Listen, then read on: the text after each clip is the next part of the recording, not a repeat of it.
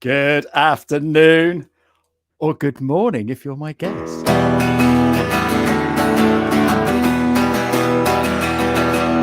This one goes out to the one I love. This one goes out to the one that I have left behind. Simple parade, occupied by time. This one goes out to the one I love. Fire,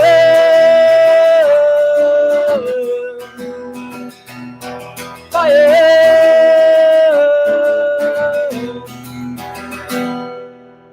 There we go. That is very quick. Where is? There she is. Brynne. That was awesome. It's a bit different, isn't it? Eh? Yeah, I love that song. Thank you. Thank you. So my first question is, why did you choose that song? So, most people would say that it's a personal song, right? About the relationships that you've had in the past and the relationships that you have now.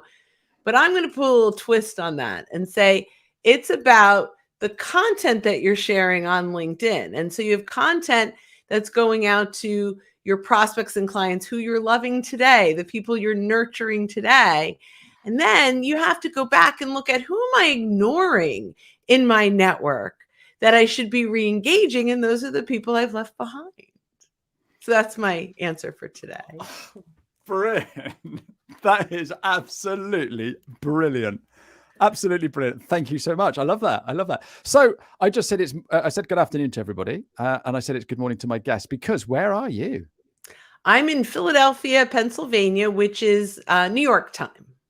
Fantastic. So I'm guessing 8:30. It is. Because of the time difference, we've just been talking, haven't we? That's true. That's true. Absolutely. But thank you so much for getting up early and joining me. You're looking very glam, and so I've got a few questions for you. So the first thing is, how long have you been on LinkedIn? How long have I been on LinkedIn? Oh my gosh, I think 14 years. Wow. Okay, so they built LinkedIn around you.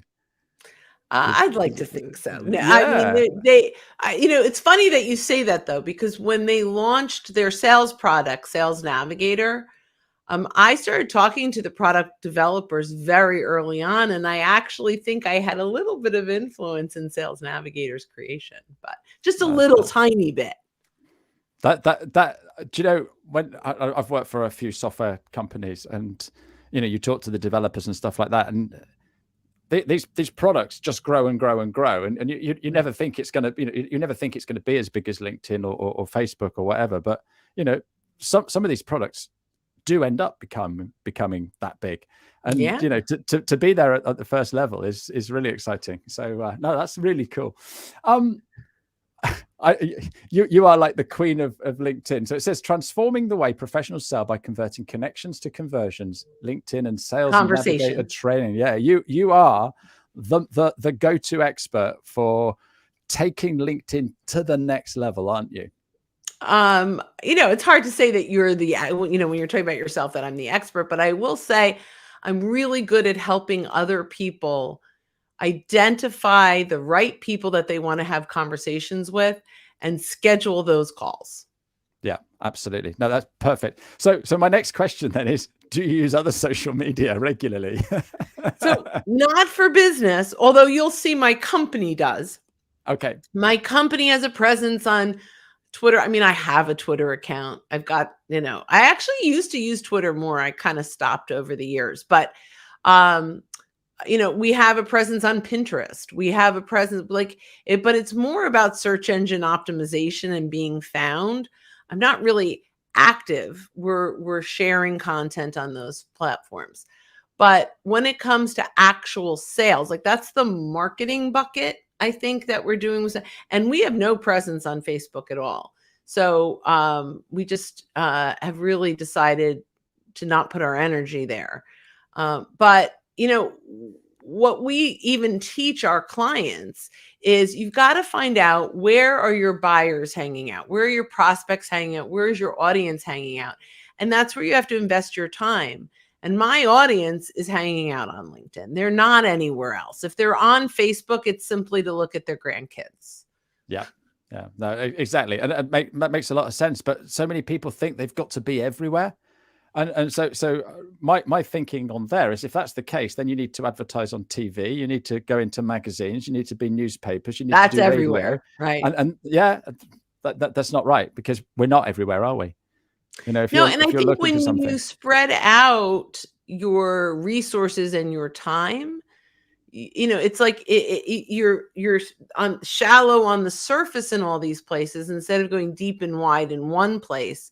And so your return on investment, including time, right? Your return on the resources invested are much smaller when you're spread thin versus when you can really dive in. Now, I'm not saying that LinkedIn is right for everyone, but if that's where your buyers are, I recommend investing most of your social media time there.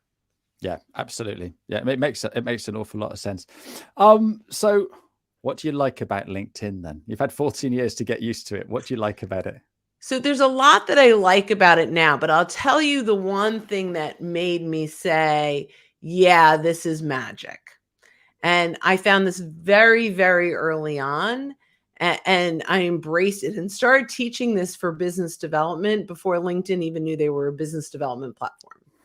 And it's, I could tell you more story around it, but what do I love?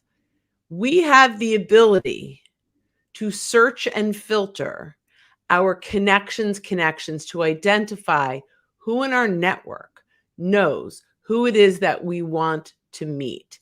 And we can leverage those relationships to get introductions, referrals, or permission to name drop.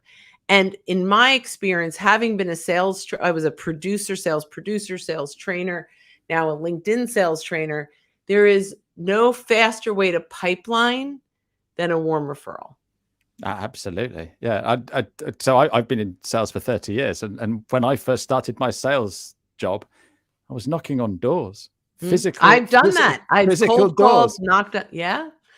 I sold for here in the States. I don't know if it was global, but it was Kinko's for a little while, which was like a copier shipping. It's now FedEx, Express. But I sold for them, and I literally would go into large corporate buildings and go from one office to another office, cold knocking. Yeah, I've been there. I've done most of the hard work in sales and recognize this is a much better way of prospecting with a much bigger ROI on your time. Yeah, absolutely. Oh my goodness. How many pairs of shoes, and when it's raining and stuff like that. Oh. So how much time do you spend daily on LinkedIn? Well, so it's an unfair answer if I tell you what I spend on LinkedIn, because I'm teaching it all day long. So it's Sure. But if I can just rephrase the question and say, how much time should other people be spending on LinkedIn? Okay. Well, and when I break it down, and it really depends on what you decide to embrace, but there's about a 20-minute a day checking your messages, checking who viewed your profile and responding, checking your notifications, engaging on content. That's about 20 minutes a day. Maybe it's curating content to share content. Shouldn't really be more than that. The next piece is looking at your connections. So there's an interesting, it really depends on how many conversations you're having with networking partners or clients every day. So if you talk, let's say, to 2 clients every single day, then you need to add another piece to this. And you can do it once you get it down 3 minutes before the call. Hop in, search their connections, build a list of 8 or 10 people they're connected to. And then if the time is right, like if they say, oh my gosh, Ashley, I totally love everything you did for us. That was amazing. That's when you can say, I'm so glad we've been able to help you accomplish A, B, and C. I'm curious if you're connected to, 8 people on LinkedIn that I'm going to be reaching out to in the next couple of weeks. Would you be open to just kind of reviewing these names with me and providing the insights that might help me? And at that moment, they're like, yeah, sure, of course, right? So we go through those 8 names, and there are 4 people on that list that you're like, oh, absolutely, Brynne, these would be great for you. Now I can go in 2 directions. One is I can ask you for the introduction, but now I've put you out as my client. And sometimes it doesn't happen even if you say yes. So my preferred direction is, Ashley, when I reach out to them, can I mention that you're my happy client? We chatted today. Sure. So now I reach out and I go, David, Ashley Leeds and I were chatting the other day. Your name came up in conversation. I've been working with him for the last 3 years and helped him with this, this, and this. And he thought it might make sense for us to connect so I could provide some insights, even if we don't work together. If you're open, let me know your preferred way of scheduling a call, or if you prefer to schedule via link, here's calendar link, here's mine. It's that simple. So, there's more to, the more people you're talking to, the more time you're going to invest, but it's so worth it. Absolutely. Yeah. When you put it like that, why would the person you're speaking to turn around and go, no? It's so simple. And like you say, it's that warm connection. It's that warm referral. So Jonathan's just come in to say hello. And Paul's got a great question here. I love Paul's questions. Do you think we Brits are too polite on LinkedIn, and do we need to be a little bit more direct? So I model my approach very British-like. Wow. Because I'll tell you, no one wants to be sold. Jeffrey Gitomer, who's an amazing sales guru, I think he's written more sales books than anyone ever on the face of the earth, says, everyone likes to buy, no one likes to be sold.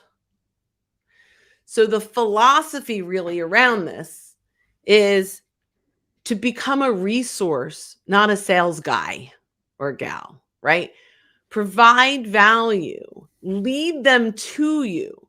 Don't lead with your product or solution, but if you provide enough value and resources, and then ask them, if you're interested in additional insights, I'd be happy to chat, right? If you've got them sucked in, they'll say, sure.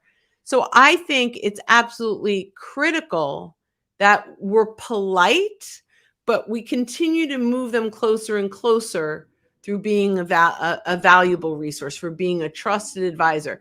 Now, this can contradict. There are a lot of traditional sales trainings like Sandler, or a lot where they don't give away free consultation. And we're in a different world now. Yeah. People can Google, people can watch video, people will get insights. We want to make sure that you are the professional that they're getting the insights from. Because Corporate Visions did a study, and it says 74% of buyers choose the sales rep or company that was first to add value and insights.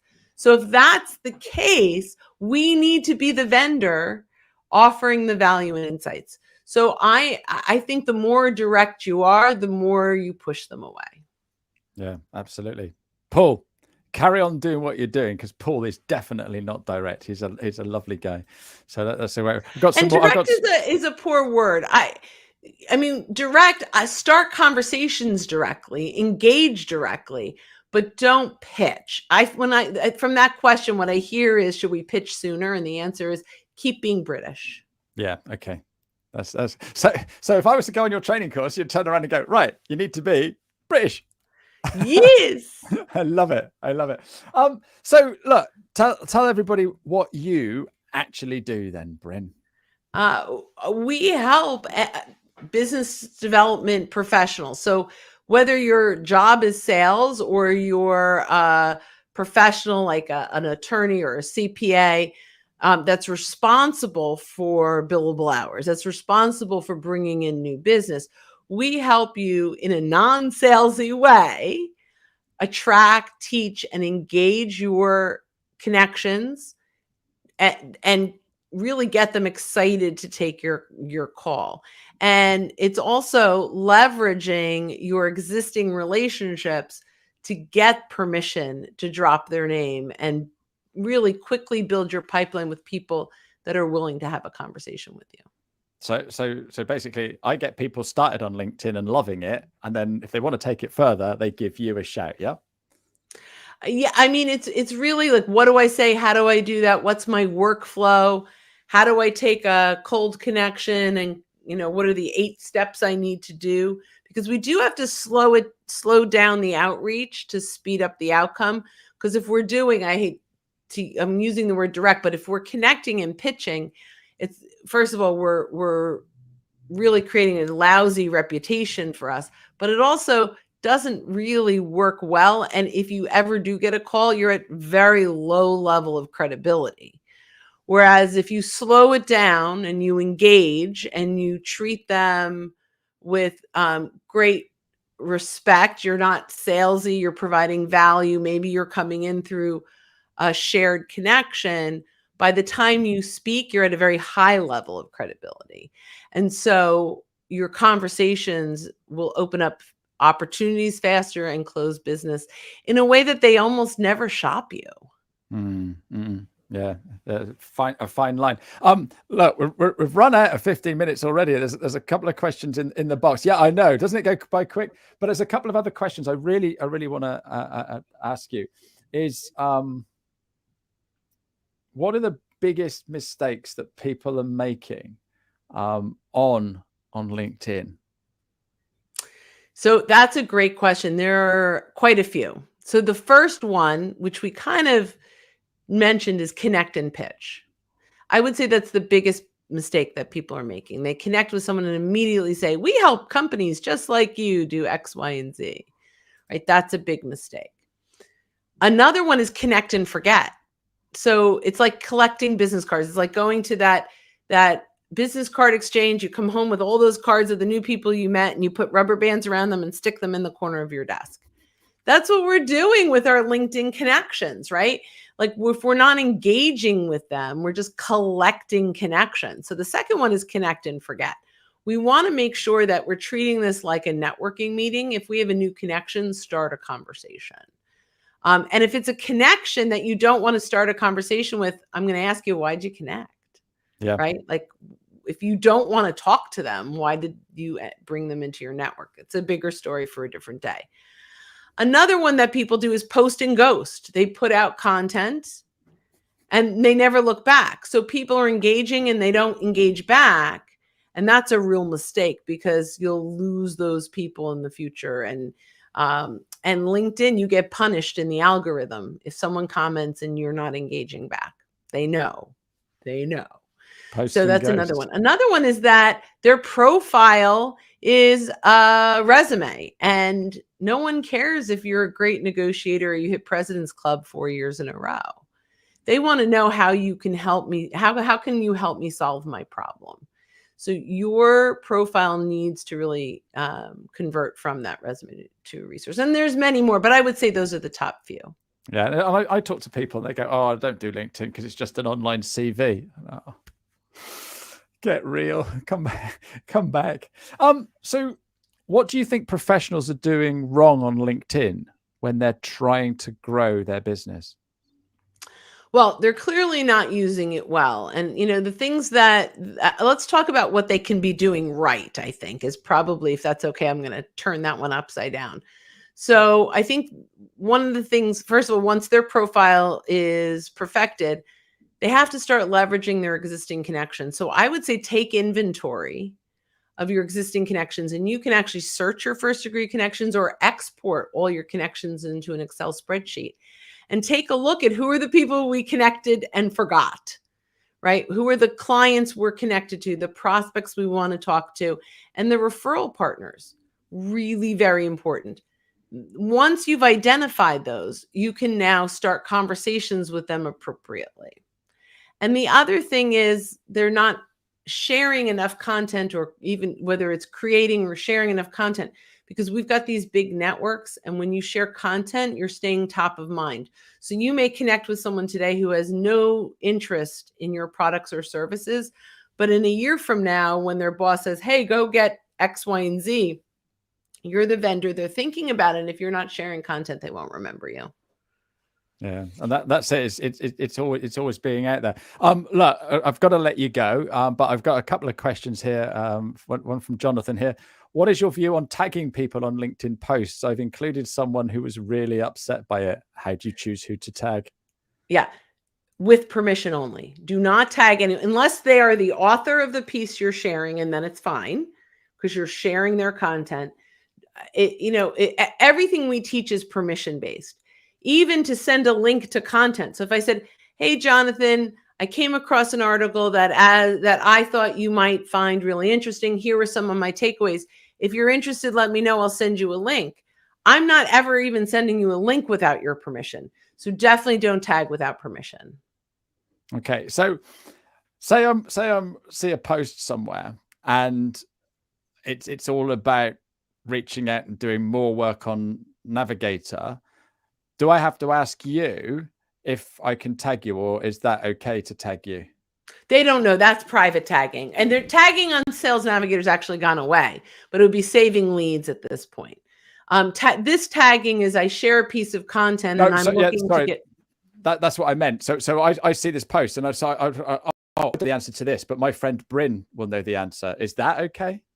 So, my friend Brynne is probably fine, right? Like hey Brynne, I'd love to hear your input on this. Yeah. Is probably acceptable, but you have to know them well.